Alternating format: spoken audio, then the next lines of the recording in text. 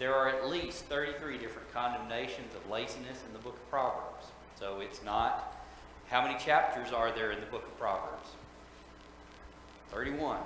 So there's at least, if you average it out, you got one chapter that talks about the conduct of laziness. Laziness is paired with being unwise and condemned, while hard work is paired with being wise and praised.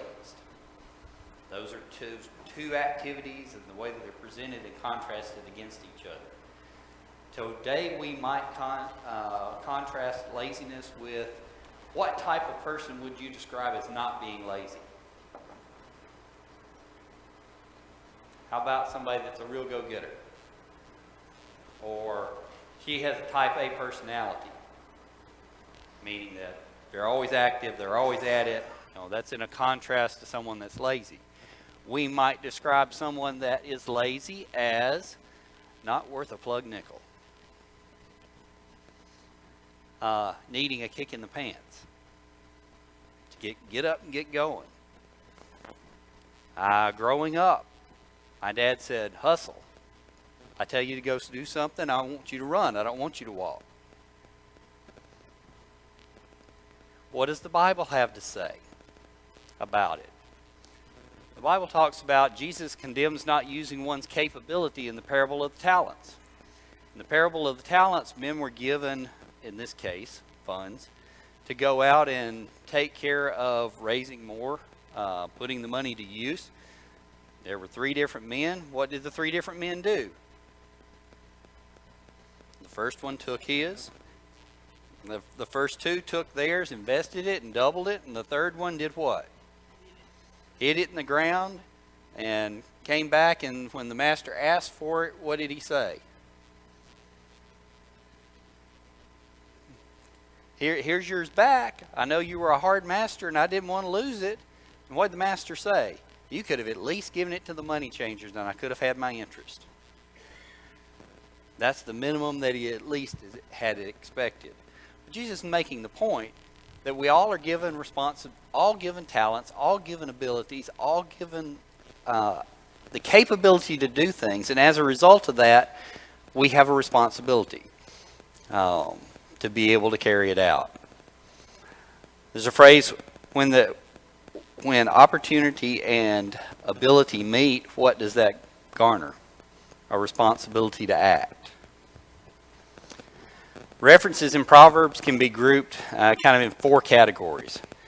Things which keep people from working, traits of a lazy person, natural fruits of laziness, and the consequences of laziness. And that's kind of how we're going to break it out in our study tonight on the topic of laziness. So which things keep people from working? Now, one of the passages it talks about in Proverbs says too much sleep. Proverbs 6:10, yet a little sleep, a little slumber, a little folding of the hands to sleep. Proverbs is basically saying don't lay around and sleep all the time or you won't get anything done. Well, that's pretty common sense, is it not?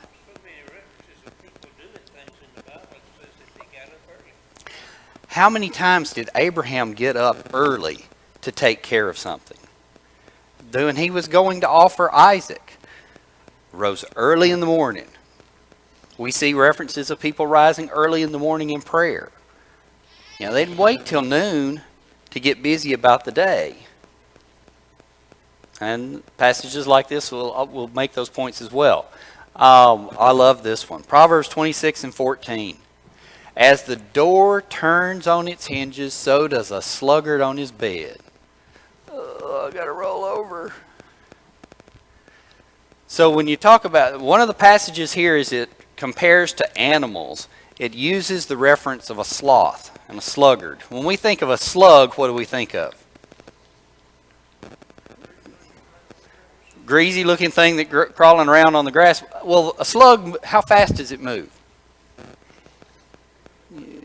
You got to watch it a long time to see it move. Okay, that's the reference here that it's making in the comparison. Same way with a sloth. Sloth is kind of a tree-hanging mammal of some sort, but when it's moving, It moves ever so slowly. By comparison. Proverbs 19 and 15. Slothfulness casts into a deep sleep, and an idle person will suffer hunger. Why will an idle person suffer hunger? Not getting up and doing anything? Too lazy to get up and feed themselves? Too lazy to get out and earn a living? Okay. Proverbs 20 and 13. Love not sleep, lest thou come to poverty. Open your eyes, and you will have plenty of bread. Now, the opening of the eyes there is in contrast to actually being asleep and not doing anything at all. All of these passages make the point that laying around is not viewed favorably in the book of Proverbs. Just laying around and not accomplishing anything is not acceptable. Jesus makes the point about spreading the gospel that the harvest is great, but the workers are few. Are we sleeping spiritually? It's a fitting passage. If we're laying around spiritually and not accomplishing spreading the word, it's a direct comparison with physical activity. Too much talking. In all toil there is profit, but mere talk tends only to poverty. When we're employed, what are we there to do? We're paid to work, are we not? Now, there's some things you got to communicate with people. You want to be cordial and social, but you don't necessarily want to strike up and talk about the entire family events of the weekend, or spend a half hour talking about the latest game and the outcome of it, and how you didn't agree with the referee's calls, and whatever else you want to talk about. Your peers. Our peers look at us and say, are we actually carrying our own weight? Communication through social media fits this category. That's a harping point for me. Communication through social media is detrimental to work productivity. Now, I believe it fits into this category when it talks in Proverbs about too much talk.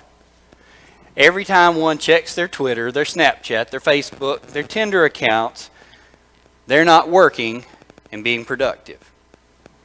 They're not accomplishing what they're being paid to do. This is really, really small text here, sorry. It takes an average of 25 minutes to get back on track after an interruption. Okay, how many people text today? Show of hands, how many people text? How many of you got more than 10 texts today? Okay. How many of you got more than 50 texts today?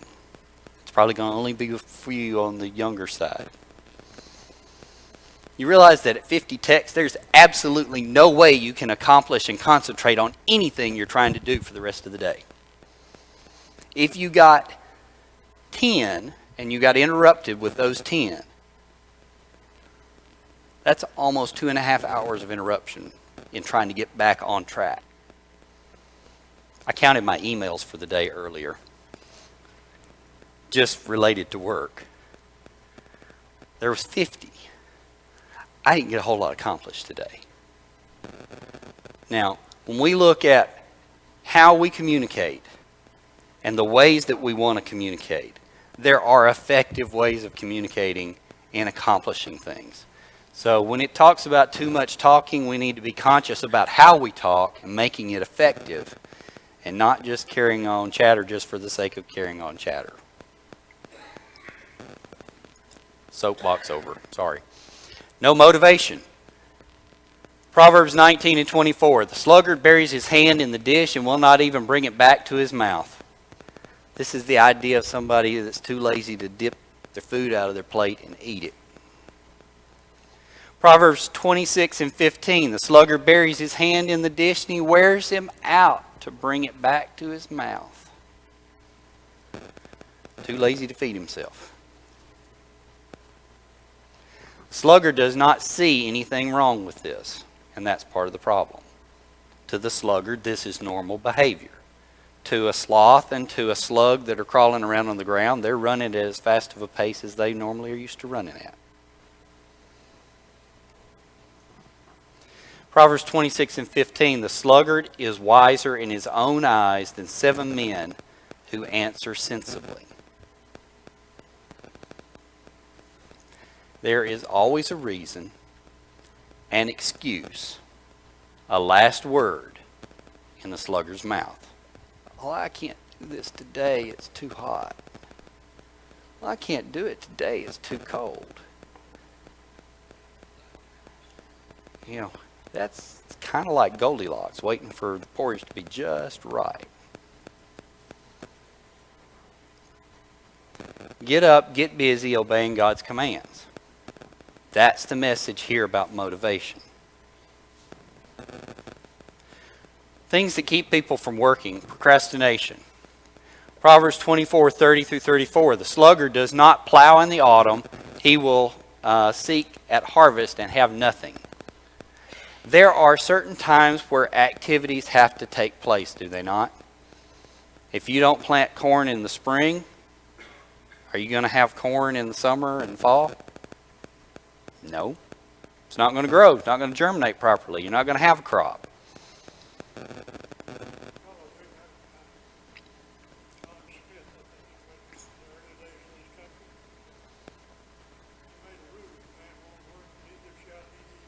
That's a common expression. If a man won't work, neither shall he eat. Well, the idea here about procrastinating is if you don't do things when the time is right, you can't be successful in your endeavors. Ecclesiastes 3:1-8. To everything there is a season and a time to every purpose under heaven. Now that's in general talking about there are things that are going to come to pass in certain times, but it also makes the point that there is a specific time for certain things to occur. And procrastination goes against every principle of that.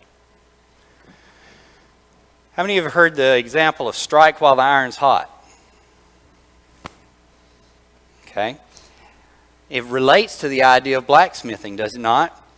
You've got a piece of iron and it's hot. While it's hot, it's malleable.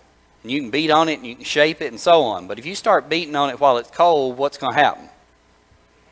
You're going to ruin your hammer. Okay.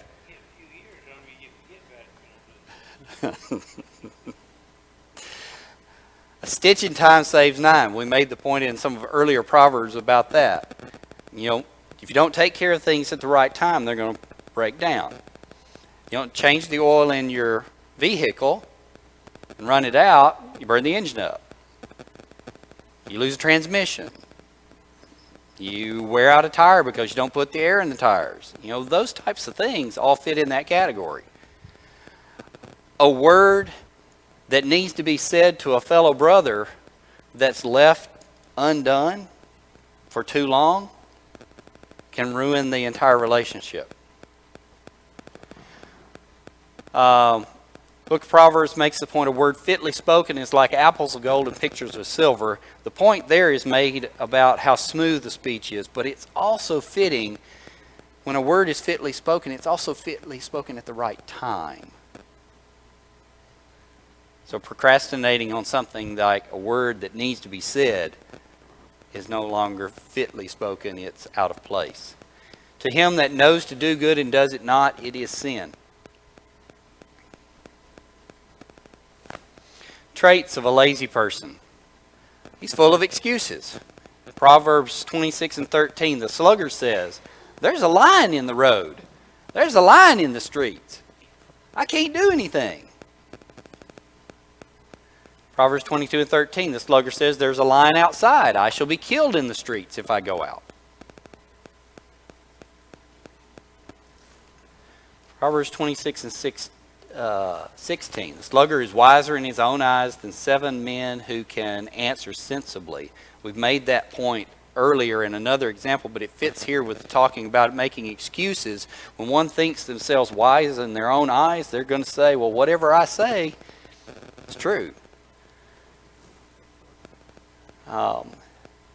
Traits of a lazy person. He wastes what he has.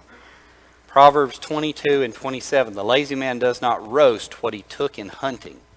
That really brings it to home, does it not?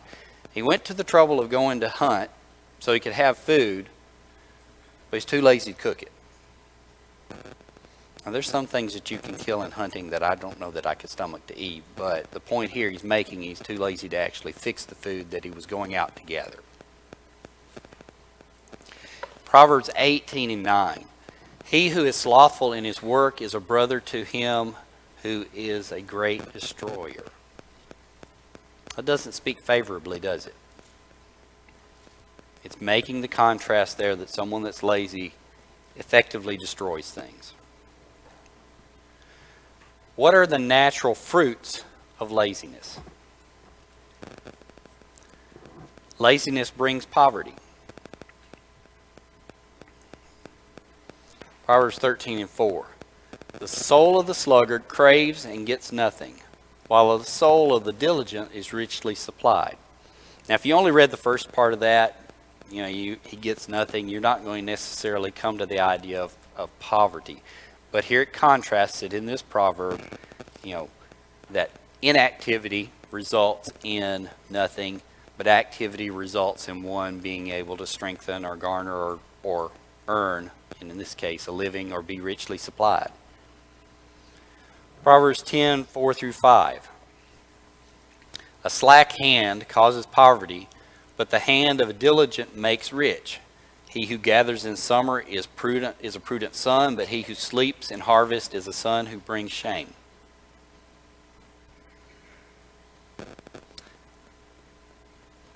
We don't go out and harvest like they would have in those days. A typical harvest in that time would have been one where an individual would have to go out and with a sickle or a sieve go out and harvest the grain crop. They would have to shock it up into sheaths. Then they would have to go out and gather those in. And in order to process the grain, what did they have to do? They had to take it and they had to tread it out and blow the chaff away, get the wind to blow the chaff away, and gather it together. All of that's in many cases done as an automatic process today, but is very intensive from a labor standpoint in that day. If you slept through it, were you going to get anything? No. You weren't going to have the food gathered that you needed through the winter to feed your family.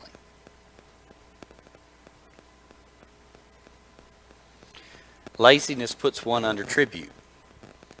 And Proverbs 12 and 24, the hand of the diligent will rule, but the lazy man will be forced to labor.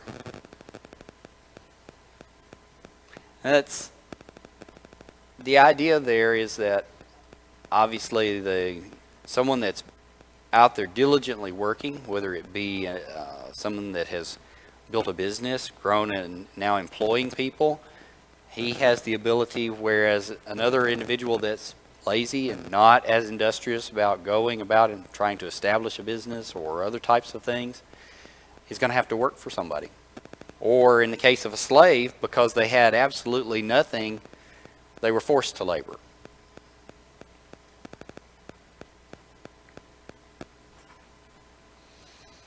What are the natural fruits of laziness? Well, laziness leads to unfulfilled desires. I have an awful lot of projects at home that are not finished. Now, I could categorize that in I'm lazy and I just don't want to finish them. Sometimes that's probably too, I'm procrastinating on finishing them. I have a whole set of walnut boards cut and laid out drying downstairs to be able to make a Christmas present for Sandra, and I hadn't started it yet. I don't know that I'm going to make it.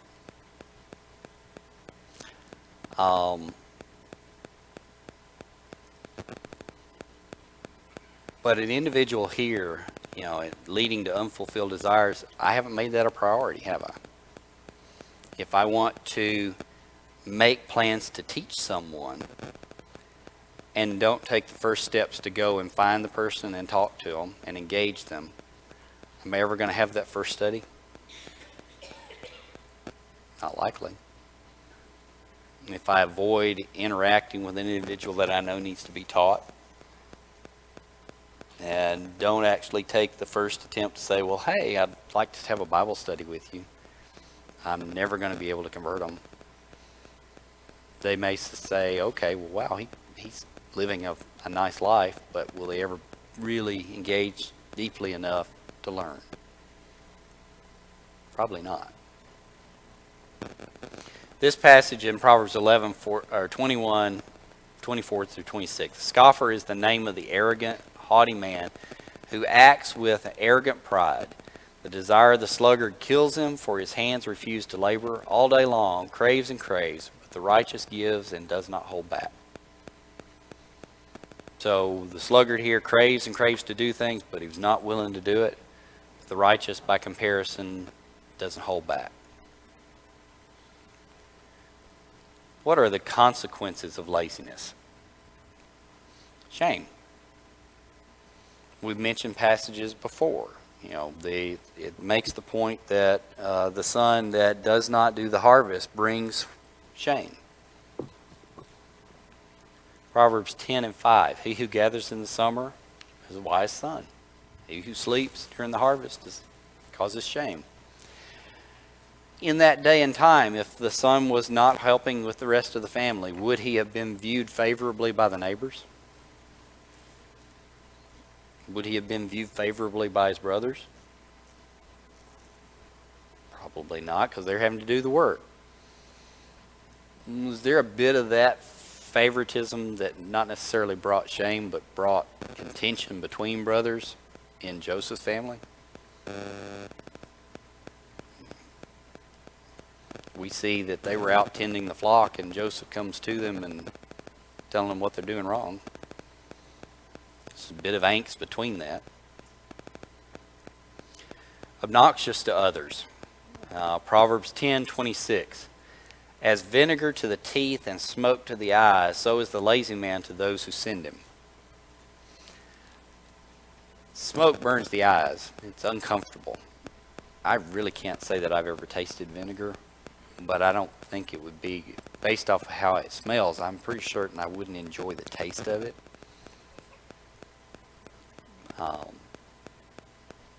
The idea there is it's painful. Nobody wants to be around them. It's obnoxious. Consequences of laziness are gossip. You got too much time on your own hands, what do you typically start to do? Well, what's a proverb, or so to speak? An idle mind is the devil's workshop. 1 Timothy 3 and 15. Besides that, this is talking in the passage about young widows and not wanting them to have idle time and wanting them to be about business, because they did not want them to gossip.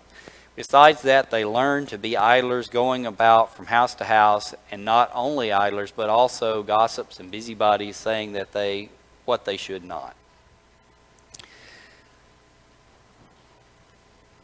Is any of this topic of laziness pitched in a favorable light?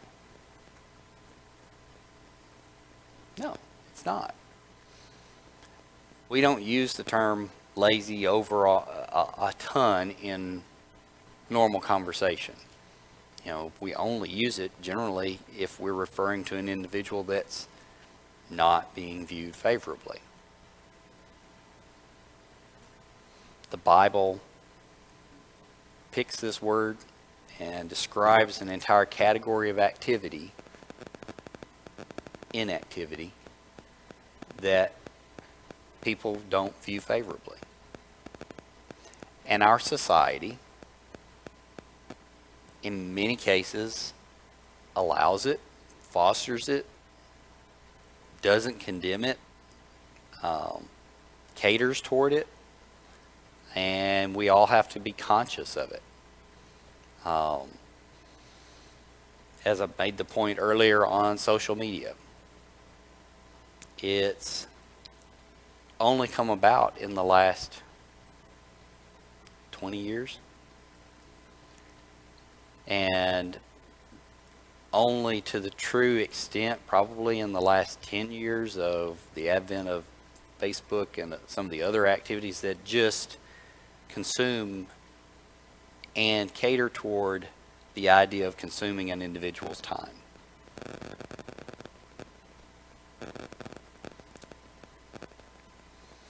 Used to be we got the news in the newspaper and we'd sit and read the newspaper. Well, when you got to the end of the page, you really wasn't anything left there. But when you get to the end of your first page on a social media account, what can you keep doing? You can scroll on down. Go to the next thing. If I'm sitting and reading news feeds on MSN, and I get to the bottom of the page, you know what there is at the bottom of the page? More. If I don't watch it, I can spend a half hour, hour sitting and reading. Nope. And lose track of time completely. I'm talking to myself as much as I am to anybody else here this evening. The idea of laziness and the consequences of it are that we won't be viewed favorably if we're categorized in that behavior. Thoughts and comments on laziness?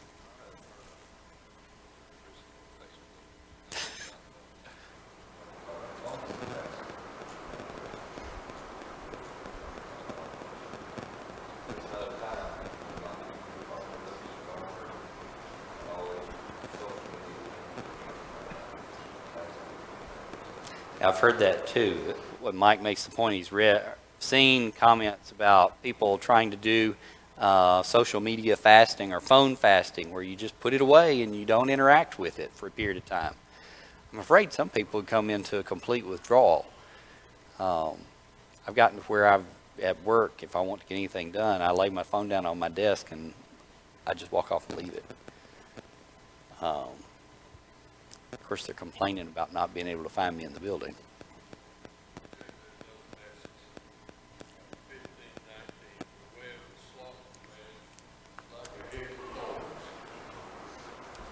The way of a slothful man is like a hedge of thorns. So, that's pretty bad. I know that I've walked through a briar patch before and it's no fun. It just grabs you every which way. It's going to be painful. Other comments? What can you see as a motivator to someone that's falling into this behavior? I'm open for suggestions because, interacting with employees and interacting with children or interacting with extended family, there's elements of it that rear their head at different points.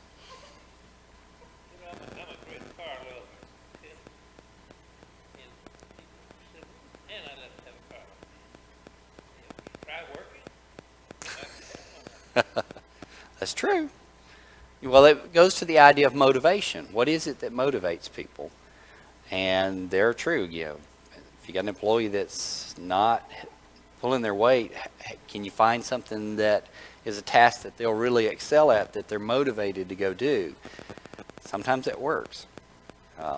Somebody that wants to buy a nice new car, they need to, I got to work for it. I got to find a better way to do this, or put more hours in, or save more. All of that. Other comments? I got wound up and talked fast tonight, so I'm sorry. I'm running low on material. Other passages that talk to laziness. We don't see that category or that attitude exhibited by any of the apostles, do we? When they went forward, they had to walk long distances, did they not, to get to where they were going to go. We don't know how many miles Paul walked on the missionary journeys to deliver the message all over Asia Minor and other areas. It was an industrious effort. It was a dedicated effort, certainly in contrast to the idea of an individual that was being lazy. Those are our examples for being able to go out and behave as we should with respect to teaching, putting forth effort to be able to spread the word.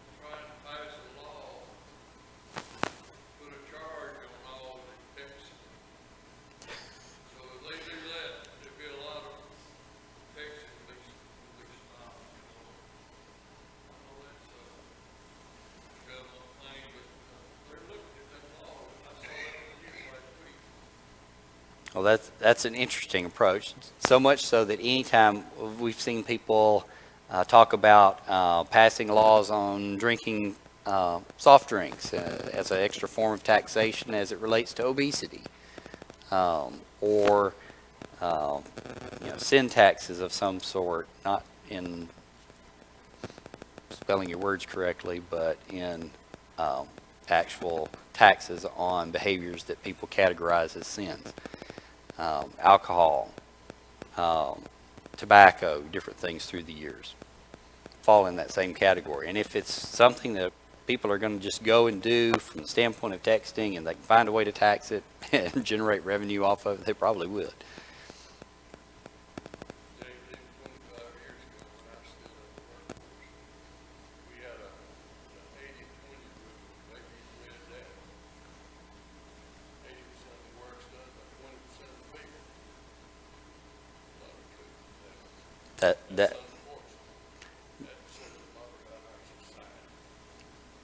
That's very true. I've heard the 80-20 rule, that 80% of the work's done by 20% of the people, and the corollary to that is 80% of the problems were created by 20% of the people. So, and Jack Welch, who ran, he did GE, if I'm not mistaken, for years. And his rule on that was you promote your top 10% every year, and you dismiss your bottom 10% every year until you finally get a better and better staff all the time. And it goes through the idea of culling those that are not being productive. Do we want to be in that category?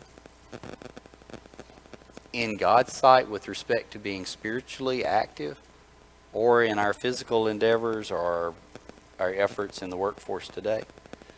Or in how society sees us in our activities?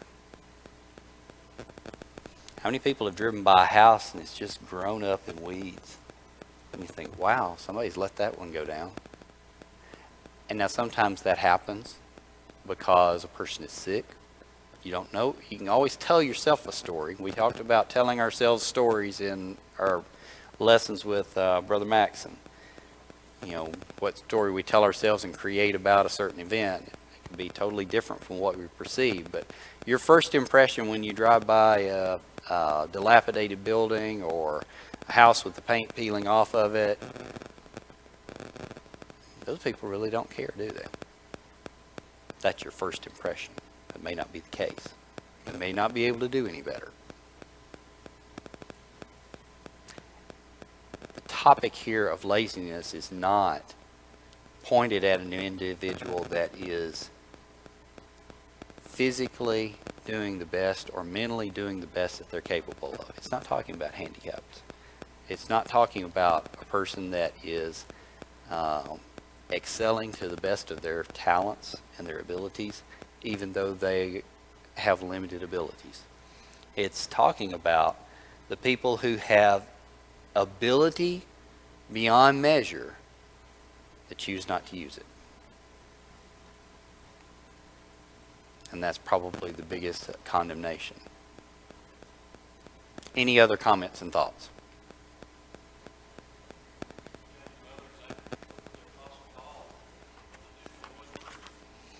He was a tent maker.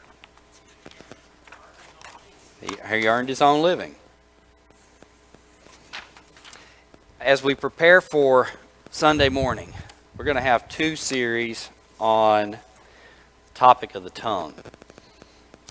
Proverbs has a lot to say about the tongue. The rest of the Bible has a lot to say about the tongue. We're going to tie those together. But with respect to the tongue, part of what we want to tie into these lessons is the idea of some of the principles that we learned in our discussion on crucial conversations, and how it is important for us to listen in how we communicate, how we pick up on conversations that have turned, how we deal with people when we know that a conversation has turned or is about to go bad, and how we present ourselves as Christians in dealing with those things with people that aren't Christians and also with each other. And I think it'll be valuable to see how Proverbs talks to us about the tongue and what we can learn from the book of Proverbs there.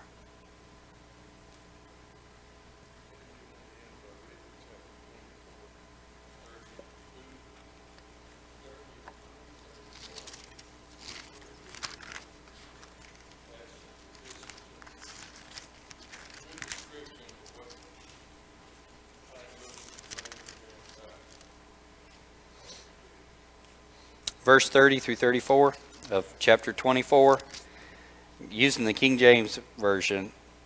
I went by the field of the slothful, and by the vineyard of the man void of understanding. And lo, it was all grown over with thorns and nettles, and had covered the face thereof, and the stone wall thereof was broken down. Then I saw and considered it well, and I looked upon it and received instruction. Yet a little sleep, a little slumber, a little folding of the hands to sleep, so shall thy poverty come as one that travelleth, and thy want as an armed man. All of those things garnered from the fact that the wise man walked past and saw a broken down fence and a yard full or a field full of briars. Appreciate everyone's comments tonight. Thank you very much. We were studying in the auditorium class a few weeks ago about the fear of the Lord. It's in Proverbs class that James Bullington was teaching. Does an excellent job of it, by the way. And I came across a passage in Hebrews that I've been kind of pondering over the past few weeks, and I thought I'd discuss that a little bit with y'all, get some thoughts from it. And it's in Hebrews chapter 12. So let's just turn to Hebrews. I'm actually going to look at chapter 11 for a moment. Now, Hebrews was written by Paul to the Jewish Christians who, of course, understood their own history. And this congregation, this church, is good about teaching from the Old Testament and the New Testament, bringing all the generations for the past several years up with a full understanding of the Old Testament and the New Testament, and how they relate to each other and how they tie to each other. So Paul's audience in this letter to the Hebrews are real familiar with their own history. But in chapter 11, in verse 1 through 3, he's going to define faith to them. It says, Now faith is the substance of things hoped for, the evidence of things not seen. For by it the elders obtained a good testimony. By faith we understand that the worlds were framed by the word of God, so that the things which are seen are not made of things which are visible. And he goes on down through here and talks about the heroes of faith, which most of us are familiar with. About the faith of Abel, which we'll talk a little bit more about him in a moment. Enoch, faith of Noah, of Abraham and Sarah, Isaac and Jacob, Joseph, Moses, more on him in just a moment, Joshua, Rahab, Gideon, Samson, David, Samuel, and on and on. Others in verse 35, let's read there through 40. Women received their dead raised to life again. Others were tortured, not accepting deliverance, that they might obtain a better resurrection. Still others had trial of mockings and scourgings, yes, and of chains and imprisonment. They were stoned, they were sawn in two, were tempted, were slain with a sword. They wandered about in sheepskins and goatskins, being destitute, afflicted, tormented, of whom the world was not worthy. They wandered in deserts and mountains, in dens and caves of the earth. And all these, having obtained a good testimony through faith, did not receive the promise, God having provided something better for us, that they should not be made perfect apart from us. Then in chapter 12, verse 1 and 2, we get a therefore.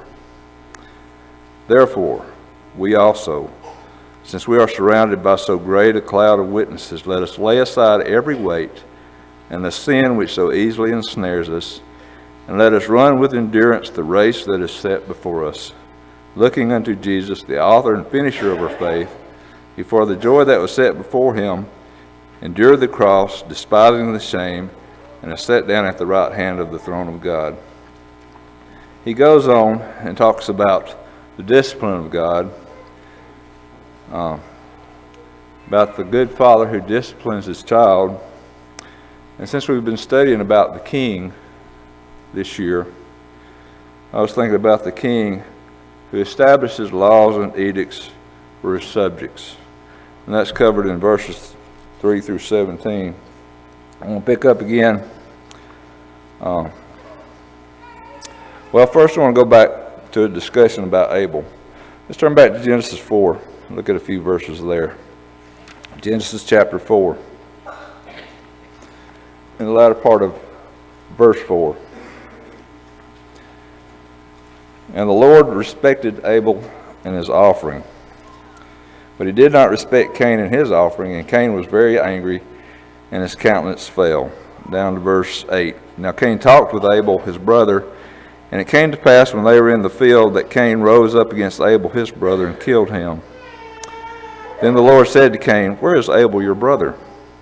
He said, I do not know. Am I my brother's keeper?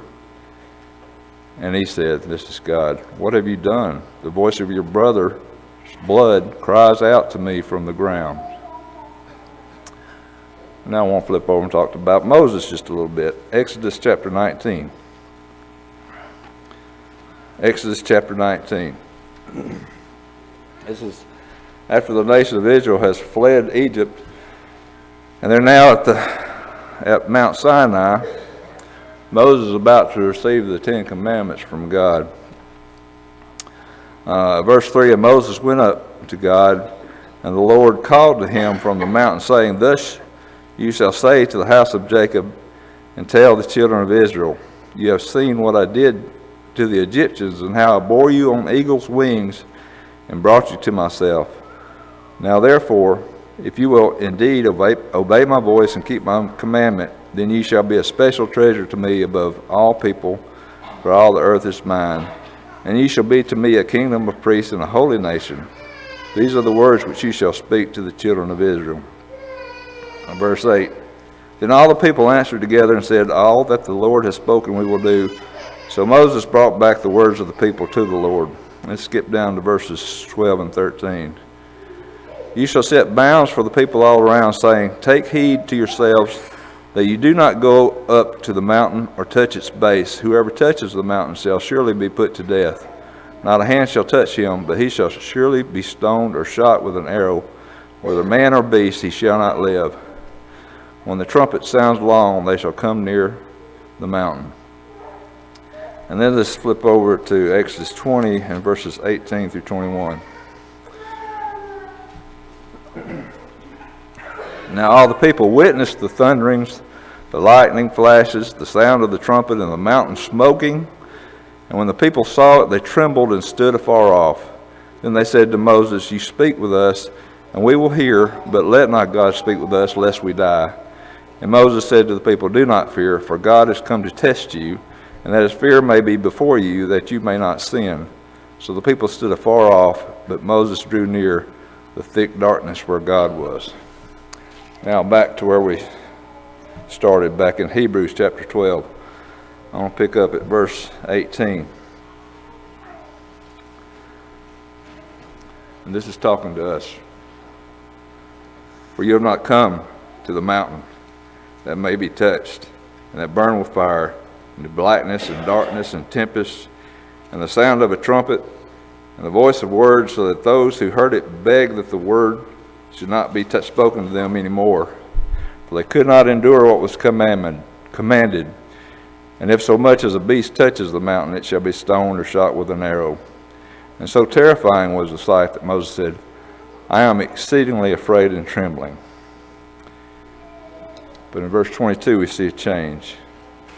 But you have come to Mount Zion, and to the city of the living God, the heavenly Jerusalem, to an innumerable company of angels,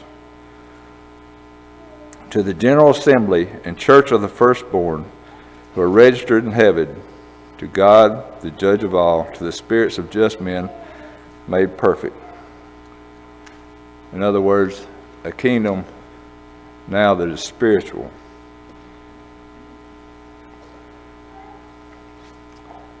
And it indeed is a benevolent monarchy, with a king who has walked among his subjects. Verse 24, to Jesus, the mediator of the new covenant, and to the blood of sprinkling that speaks better things than that of Abel's. When we read back in Genesis 4 how Abel's blood spoke, but it spoke vengeance. Jesus' blood speaks, but it speaks forgiveness. In Matthew chapter 26, at the institution of the Lord's Supper, in verse 27 and 28. Then he took the cup and gave thanks and gave it to them, saying, drink from it, all of you, for this is my blood of the new covenant, which is shed for many for the remission of sins. Jesus' blood speaks forgiveness. Let's finish the chapter. See that you do not refuse him who speaks. For if they did not escape, who refused him who spoke on earth, much more shall we not escape if we turn away from him who speaks from heaven. His voice then shook the earth, but now he has promised, saying, yet once more I shake not only the earth, but also heaven. Now this, yet once more, indicates the removal of things that are being shaken, as of things that are made, that the things which cannot be shaken may remain. Things being shaken back in the Old Testament was the physical creation. But that which cannot be shaken is the spiritual kingdom. Verse 28. Therefore, since we are receiving a kingdom which cannot be shaken, let us have grace. Some other versions, New American Standard says, let us have gratitude, by which we may serve God acceptably with reverence and godly fear. And then in verse 29, the caveat, the warning. For our God is a consuming fire. God will be the consuming fire of that which is physical. Safety is in the spiritual kingdom. Indeed, this harkens back to the promise of the rainbow and to Noah in Genesis chapter 9. So now the question is to you, are you a member of that spiritual kingdom, that which cannot be shaken, that will be eternal and last forever? Or if you are a member, are you not being a good subject to the King? The King who only seeks your best interests. But indeed, he is a king to be feared if we're not doing his will. So I beseech you to be a member of this everlasting kingdom, because the earthly kingdom will be destroyed one day, and so will those that are part of that. So if there's any that are subject to the gospel call to enter the spiritual kingdom of God, would you come now as we sing our song?